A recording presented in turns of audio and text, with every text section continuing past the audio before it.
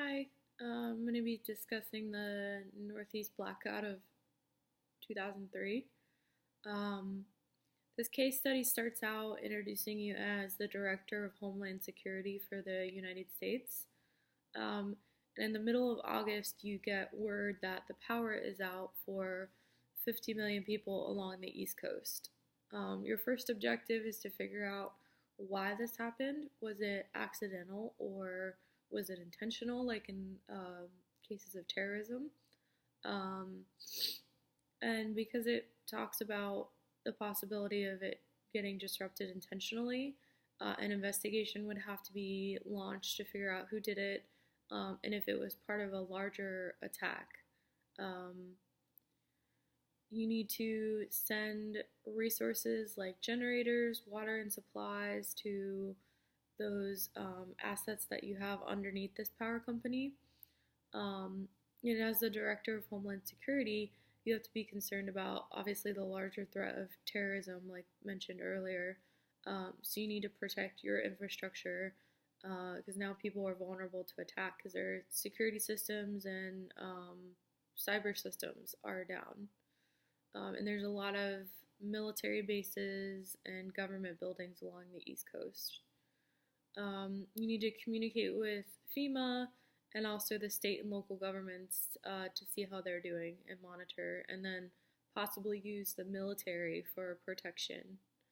The next day, I believe it was August 15th,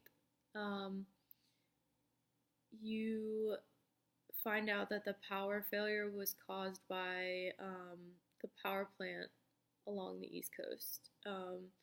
Some people have power back, some people don't. For the people and assets that don't have power back, safety and security is the priority.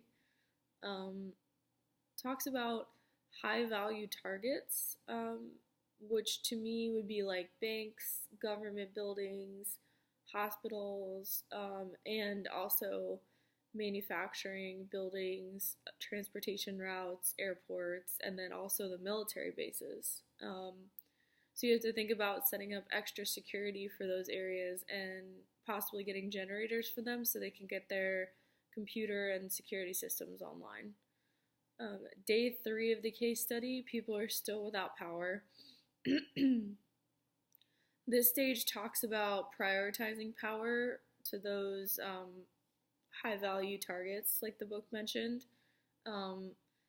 which seems like the director may still be concerned about terrorism at this point, and then diverting power from other regions to those high-priority places, which I didn't know was possible reading this. And then it mentions how to mitigate problems in the future from a power outage. And then it says the director should consider placing generators in those areas in case this were to happen again. What did I learn from this case study? So the case study brings up a good point that government admins should not let the power and protection of their assets be placed in the hands of a company that they don't oversee or regulate. Because that was a big issue for this, was that the company did not update their security systems, they didn't update their technology, so they were vulnerable to a blackout or a terrorist attack if that was the situation. And the government also did not have a plan in place to handle everything in the case of a blackout and how to effectively protect their resources and information. In the future, the cybersecurity, backup security, and network all need to be upgraded, and you need to have a backup plan for your backup plan in case of emergency. So we find out that the blackout was caused partially by human error and also because the company did fail to protect the system or fail to upgrade the systems. And it was the largest blackout in U.S. history, and it was directly correlated with 11 deaths. The book really doesn't mention how they died, and caused $6 billion in damage, in addition to the 50 million people that were without power before. Because of this incident, 2 years later in 2005, the Energy Policy Act was put into place by the government to parent the utility companies and maintain their standards to make sure they were up to date. Excuse me. I also found it interesting that the perspective of the Homeland Security Director, because they have a broader area of concern when it comes to the emergency management and during an incident like that. So they're thinking more of the protecting the assets, protecting the buildings, or like the government belongings, and whereas the local and state government officials are concerned about the residents and the direct people. It's just a different way of thinking that I found interesting. When I searched this, I found articles from the New York Times about the blackout, which I'll link below. The Department of Energy website also has a timeline of the event, as well as links to the different news coverages and also government statements, which I found interesting, just for reading if you guys want to know a little bit more about it.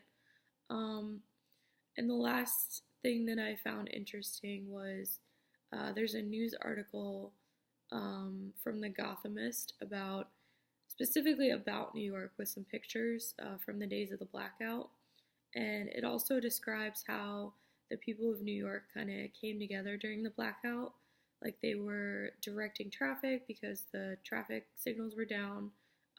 They were rescuing people from the subways that got trapped.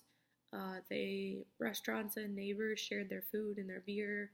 And it was just a time of coming together because of that. And it also brings up a bit about how the power outage started. It says that the power outage was caused by a tree branch that fell on a power line, and since the company didn't upgrade their technology, the alarm system failed, and they didn't know about it. Anyways, that's my discussion on the blackout. Thank you.